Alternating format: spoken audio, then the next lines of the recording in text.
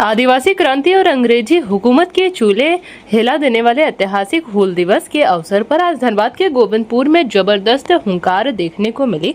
गोविंदपुर प्रखंड के सहराज स्थित चेतना महाविद्यालय के प्रांगण में एक भव्य वार्षिक संगोष्ठी का आयोजन किया गया। इस कार्यक्रम में आदिवासियों के अधिकारों, उनकी वर्तमान स्थिति और समाज में शिक्षा के स्तर को लेकर गंभीर मंथन हुआ। डीवीसी के deputy chief medical officer doctor Laxman Soren और आरएस मोड़ कॉलेज के प्राचार्य प्रवीण कुमार सिंह सहित कई गणमान्य लोग उपस्थित रहे। वक्ताओं ने साफ शब्दों में कहा कि अगर अपना हक चाहिए तो सिद्धू कान्हू की तरह संघर्ष का रास्ता अपनाना होगा। कार्यक्रम की शुरुआत सिद्धू कान्हू के बलिदान को याद करते हुए की गई। संगोष्ठी को संबोधित करते हुए मुख्य अतिथि और डीवीसी के deputy CMO doctor Laxman Soren ने वर्तमान व्यवस्था पर तीखा प्रहार किया। उन्होंने कहा कि आज के दौर में आदिवासियों के सुरक्षा कवच यानी सीएनटी एक्ट का सही तरीके से पालन नहीं हो रहा है। आदिवासियों को जल, जंगल और जमीन के अधिकार से वंचित किया जा रहा है, जिसके खिलाफ अब एकजुट होकर आवाज बुलंद करने का वक्त आ गया है। जिस तरह सिद्धू कान्हू ने अपने हक और वजूद के लिए अंग्रेजों से लोहा लिया था, उसी तरह आज आदिवासियों को अपने अधिकारों की रक्षा के लिए खुद आगे आना होगा और लड़कर अपना अधिकार लेना होगा। वहीं दूसरी तरफ युवाओं और छात्र छात्राओं को दिशा दिखाते हुए आरएस मोड़ कॉलेज के प्राचार्य प्रवीण कुमार सिंह ने शिक्षा के गिरते स्तर और आधुनिक गैजेट्स के बढ़ते चलन पर चिंता जताई। उन्होंने छात्र छात्राओं से बेहद महत्वपूर्ण अपील की है और अगर जीवन में बेहतर शिक्षा और मुकाम हासिल करना है तो बच्चों को मोबाइल से दूर बनानी होगी। यदि मोबाइल का इस्तेमाल करना बेहद जरूरी हो तो उसका उपयोग केवल ज्ञान और शिक्षा से जुड़ी चीजों के लिए ही करें, ना कि समय बर्बादी करने के लिए। आज सहराज चेतना सहराज जो विद्यालय है, यहाँ पर इसका स्थापना दिवस भी है और संताल हूल दिवस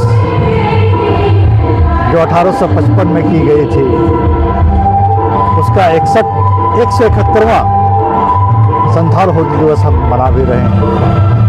और उसी समारोह में मुझे भी यहाँ पर आने का सौभाग्य प्राप्त हुआ है। आज आदिवासियों को वो हक और अधिकार मिल रहा है जिस तरह के सिद्धू कान्हू लड़ के गए हैं अंग्रेजों से? देखिए, सिद्धू कान्हू और उस समय 1855 में जहां 20,000 संतालों का शहीद हुए थे, उन्होंने अंग्रेज शासन, उसके साहूकार, उसके जमींदारों को, कितनों को मार दिए थे। यहां तक कि जब 30 जून को स्टार्ट हुआ हूल, उसके बाद जुलाई आते आते तो पूरा साफ कर दिए थे पूरे संताल परगना। आपका साहेबगंज में जाकर के, आपका राजमहल में जाकर के गंगा नदी के बाहर खदेड़ दिए थे अंग्रेजों को। अंग्रेजों का जहां रहते थे उसको जला दिए थे। लेकिन इधर मानभूम है, मानभूम में भी पूरे कब्जा कर लिए थे। लेकिन जैसे ही बरसात आती है, अब बरसात आने के बाद नदी नाला में पुल नहीं हुआ करता था उस समय, और इधर से उधर आवागमन बाधा पड़ गया। फिर बहुत आदिवासियों को जख्म लगा हुआ था, दवा उपलब्ध नहीं था, खाने का भी दिक्कत हो गया। पुलिस पूरा अंग्रेज पुलिस पूरा पीछे थी। और फिर अंग्रेजों ने बाहर से 2 प्लाटून मंगाई, एक सिख रेजिमेंट, सिख पुलिस, एक राजपूत, और सभी मिलकर के फिर बरसात के बाद इन लोगों को खदेड़ना शुरू कर दिया।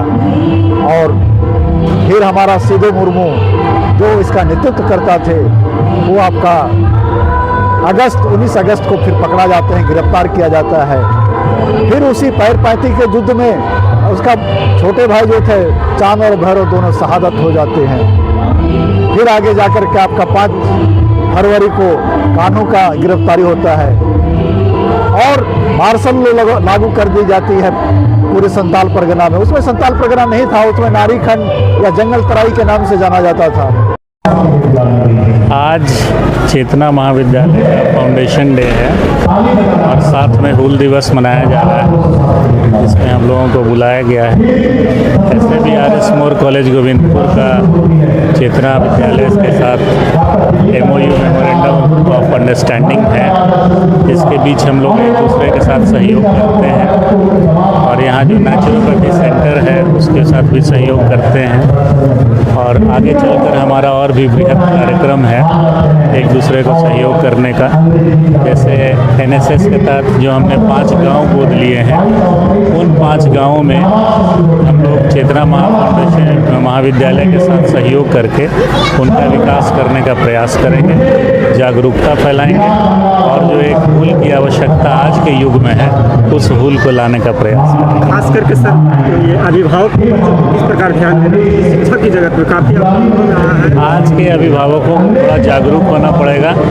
आज का दिन और आज का जो विश्व है वो मोबाइल और इंटरनेट के शिकंजे में फंसता चला जा रहा है। बच्चों के हाथ में मोबाइल देते हैं जिससे उनका जीवन भी बर्बाद हो सकता है। मोबाइल से हम शिक्षा ग्रहण कर सकते हैं लेकिन उसका पेरेंटल गाइडेंस बहुत ज़रूरी है। और अब तो आर्टिफिशियल इंटेलिजेंस का युग आ रहा है, अब तो हमें और सचेत होना होगा। और जिस प्रकार मैं इस महाविद्यालय में देख रहा हूँ कि बच्चों का जिस तरीके से लालन पालन हो रहा है, छोटे छोटे बच्चे इतना अच्छा योग और अन्य गाना गा रहे हैं, डांस कर रहे हैं, अपनी संस्कृति को आगे ले जा रहे हैं, ये बहुत बड़ा एक सीख है।